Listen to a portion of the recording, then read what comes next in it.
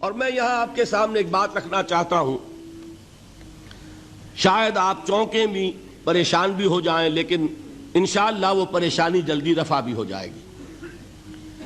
دیکھیے، ہمارے جو اسلاف ہیں، صحابہ کرام کے بعد ائمہ، یہ ہمارے اسلاف میں چوٹی میں ہیں۔ ان اسلاف میں، ان ائمہ میں دو بنیادی قسمیں ہیں، ایک محدثین اور ایک فقہاء۔ محدثین، ان کا کام کیا تھا؟ قرآن تو اللہ نے خود جمع کر دیا تھا، میں پہلے دن بیان کر چکا ہوں حضور کے سیرہ مبارک میں۔ حضور نے صحابہ کو اسی ترتیب سے قرآن پڑھا دیا اور سینکڑوں صحابہ نے یاد کر لیا۔ پھر جو کمی اگر رہ گئی تھی، کتابی شکل میں حضرت ابو بکر لے آئے۔ پھر اگر اس میں کوئی فرق پڑ رہا تھا پڑھنے کے انداز میں، تو ایک کتابت کے اوپر جمع کر دیا حضرت عثمان نے۔ بات ختم ہو گئی۔ خلافت راشدہ میں قرآن کا معاملہ تو محفوظیت کی آخری درجے کو پہنچ گیا۔ اب اصل مرحلہ کیا تھا؟ حضور کے اقوال مبارک کو جمع کرنا، ان کو بھی تو سمیٹنا ہے نا۔ صحابہ ہیں، منتشر ہو گئے ہیں، کوئی صحابی کوفے چلے گئے، کوئی صحابی دمشق چلے گئے، کوئی کہیں چلے گئے، کوئی کہیں چلے گئے۔ میزبان رسول جو ہے وہ دفن ہے قسطنطنیہ کی فصیل کے باہر، حضرت ابو ایوب انصاری رضی اللہ تعالی عنہ۔ اب ان سب کے پاس، کسی کے پاس اتنی احادیث، کسی کے پاس اتنی احادیث، ان کو جمع کرنے کا کام، پھر چھان پھٹک کرنے کا کام، پھر مرتب کرنے کا کام، یہ کس نے کیا؟ محدثین کرام نے۔ بہت بڑے محسن ہیں اس امت کے محدثین کرام، پوری زندگیاں کھپائیں۔ ایسا بھی ہوا ہے، ایک صحابی مدینے سے چلتے ہیں، ایک محدث مدینے سے چلتے ہیں، انہیں معلوم ہوتا ہے کہ ایک صحابی دمشق میں ہے، ایک حدیث وہ بیان کرتے ہیں، ذرا باریک بات ہے، سمجھ لیجئے گا۔ ان کو وہ حدیث معلوم تھی، لیکن وہ حدیث 3 راویوں کے راستے سے آ رہی تھی۔ ان کے پاس جو حدیث تھی وہ 2 راویوں کے حوالے سے تھی۔ اب وہ جاتے ہیں اور وہ بیت المقدس کا اور وہ دمشق کا سفر کرتے ہیں صرف اس حدیث کو سننے کے لیے، سواری سے اترتے بھی نہیں۔ میں نے سنا ہے آپ حضور کی یہ حدیث بیان کرتے ہیں، جی ہاں، ذرا مجھے سنا دیجئے۔ سنا دیا، ویسے ہی اپنے اونٹ کی جو ہے گردن موڑ لی کہ واپس، بھائی اترو، ٹھہرو، قیام کرو۔ نہیں، میں صرف ایک حدیث رسول تم سے سننے کے لیے آیا تھا، میں اپنے اس سفر میں کوئی اور مقصد جمع نہیں کرنا چاہتا۔ یہ کام کیا محدثین نے۔ بہرحال میں اس وقت جمع و تدوین حدیث کے موضوع پر میری گفتگو نہیں ہے، لیکن چونکہ ہمارے اس جدید دور کے فتنوں میں ایک فتنہ ہے انکار حدیث کا۔ لوگ سمجھتے ہیں جیسے کہ ڈرائنگ رومز میں بیٹھے ہوئے آرام سے کتابیں پڑھتے ہیں، شاید ایسے ہی محدثین کا کام تھا۔ انہوں نے جس طرح زندگیاں لگائی ہیں اور جس طریقے سے حدیث کو جمع کرنے کے لیے مشقتیں جھیلی ہیں، اس کا آج ہم تصور نہیں کر سکتے۔ اچھا، وہ تو محدثین کرام ہیں، ان میں بھی اب ایک کا نام نوٹ کر لیجئے، چوٹی پہ کون ہے؟ امام بخاری، امام مسلم، امام ترمذی، امام احمد ابن حنبل، امام ابن ماجہ، امام ابو داؤد، سب ہیں، لیکن چوٹی پر رئیس المحدثین کون ہے؟ امام بخاری۔ اچھا، اب تیسرا طبقہ ہے ہمارے ہاں، دوسرا، وہ ہے فقہاء۔ قرآن بھی جمع ہو گیا، حدیث بھی آ گئی، اب اس سے احکام نکالنے بھی تو ہے نا، استدلال کرنا ہے، حدیثوں کو جوڑنا ہے، قرآن کے ساتھ ان کا ربط تلاش کرنا ہے، اور پھر کوئی حکم تلاش کرنا ہے، اجتہاد کرنا ہے۔ یہ کام جنہوں نے کیا انہیں ہم کیا کہتے ہیں؟ فقہاء کرام۔ اور ان میں بہرحال جو لوگ یہاں جمع ہیں، مجھے یقین ہے کہ وہ اس بات کو تسلیم کرتے ہوں گے کہ ان میں چوٹی پر ہیں امام ابو حنیفہ رحمۃ اللہ علیہ، امام اعظم۔ ٹھیک ہے، کسی کی رائے ذرا مختلف بھی ہو سکتی ہے، کوئی شافعی مسلک کا ہے تو امام شافعی کو بہرحال وہ اونچا درجہ دے گا، مالکی مسلک کا ہے تو امام مالک سے اسے زیادہ نسبت ہے۔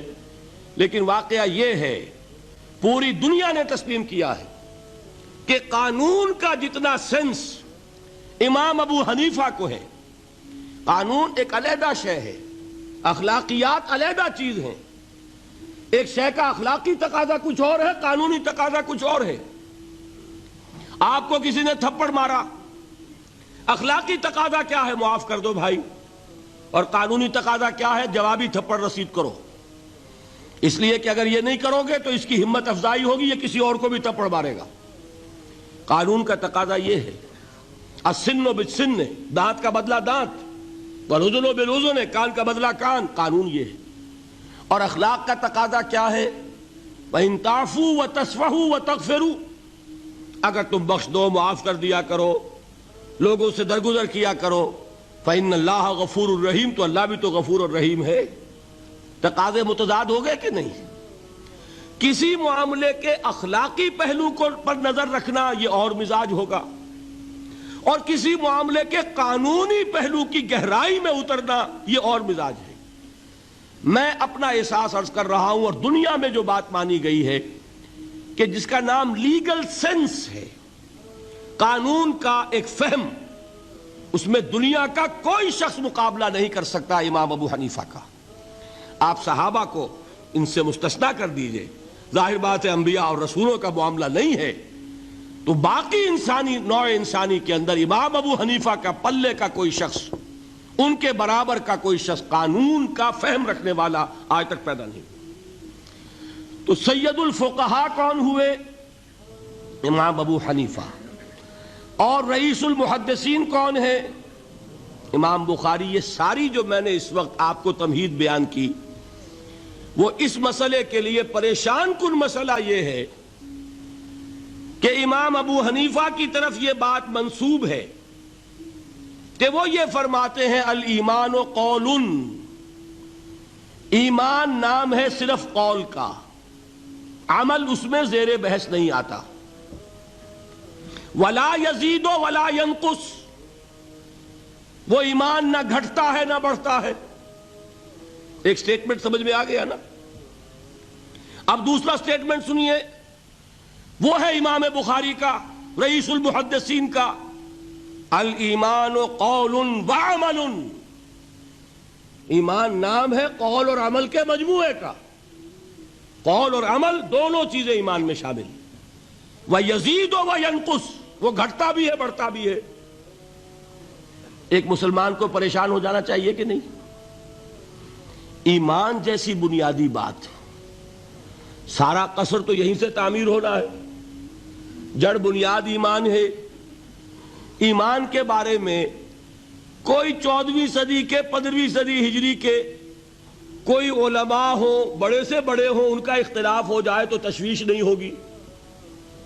یہ کن کے درمیان اختلاف ہو رہا ہے؟ رئیس المحدثین امام بخاری اور سید الفقہاء امام ابو حنیفہ۔ اور کتنا بنیادی اختلاف، بظاہر متضاد باتیں، بظاہر کہہ رہا ہوں میں نے کہا تھا مجھے پہلے آپ کو پریشان کرنا ہے، پھر تاکہ آپ کی سمجھ میں بات آئے یہ پریشانی رفع کیسے ہوتی ہے، اسی سے علم میں اضافہ ہوتا ہے۔ بات جو ہے وہ گہرائی کے ساتھ سمجھ میں آتی ہے کہ مسئلہ پہلے سامنے ہو۔ مسئلے کی اہمیت سامنے نہیں ہوگی تو آپ توجہ اتنی نہیں کریں گے۔ تو دیکھیے تضاد کتنا ہے، بعد المشرقین جسے کہتے ہیں ہم اپنے محاورے میں، کہ ایک مشرق کی بات ہے تو دوسری مغرب کی ہے۔ الایمان قول، نہیں، الایمان قول وعمل، تضاد ہے نا۔ لا یزید ولا ینقص، نہیں، یزید وینقص۔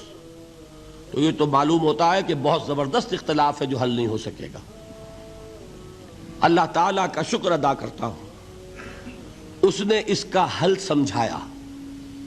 اور کیسا سمجھایا؟ میں پورے انشراح صدر کے ساتھ کہہ رہا ہوں، اس میں کوئی تصنع نہیں، کوئی تکلف نہیں۔ میرے نزدیک دونوں باتیں 100% درست ہیں۔ یہ نہیں کہ 50% یہ درست 50% وہ درست، نہیں، یہ بھی 100% درست، یہ بھی 100% درست۔ فرق کیا ہے؟ محل مختلف ہے۔ امام ابو حنیفہ قانونی ایمان کی بات کر رہے ہیں اور امام بخاری حقیقی ایمان کی بات کر رہے ہیں۔ قانونی ایمان کے اعتبار سے 100% درست ہے یہ بات کہ وہ صرف قول ہے، عمل نہیں، زیر بحث آئے گا۔ ایک شخص نماز نہیں پڑھتا کافر نہیں ہے، نماز کا منکر ہو جائے کافر، زکوٰۃ نہیں دیتا فاسق ہے، فاجر ہے، کافر نہیں ہے، زکوٰۃ کہہ دے کہ ہے ہی نہیں دین میں، کافر۔ فرشتہ کس نے دیکھا، کیا پتا کیسا ہوتا ہے؟ حضور نے بھی اصل فرشتہ اپنی اصل ملکی شکل میں صرف 2 دفعہ دیکھا ہے، ورنہ تو انسانی شکل میں آتا تھا یا نظر ہی نہیں آتا تھا۔ 2 باتیں تھیں، وہی ہو جاتی تھی، نظر کوئی نہیں آتا تھا، یا انسانی شکل میں نظر آیا۔ اصل ملکی شکل میں حضرت جبرائیل کو 2 مرتبہ دیکھا۔ وَلَقَدْ رَآهُ بِالْأُفُقِ الْمُبِينِ وَلَقَدْ رَآهُ نَزْلَةً أُخْرَى عِنْدَ سِدْرَةِ الْمُنْتَهَى، ایک مرتبہ افق مبین پر دیکھا، ایک مرتبہ سدرۃ المنتہا کے پاس جبرائیل اپنی اصل شکل میں ظاہر ہوئے۔ اب ظاہر بات ہے ہم نے تو نہیں دیکھا نا، لیکن ہم مانتے ہیں جبرائیل کو، مانتے ہیں فرشتوں کو، نہیں مانیں گے کافر ہو جائیں گے۔ تو معلوم ہوا کہ قانونی ایمان جس پر دار و مدار ہے کفر اور اسلام کا، اس کا کل دار و مدار صرف قول پر ہے، ماننے پر ہے، اقرار باللسان پر ہے۔ یہ بات آپ نے سنی ہوگی، امام ابو حنیفہ کا قول ہے 100% درست کہ گناہ کبیرہ سے بھی انسان کافر نہیں ہوتا۔ کبیرہ گناہ ہے، شراب پی ہے، کافر نہیں ہے، حد لگا دو۔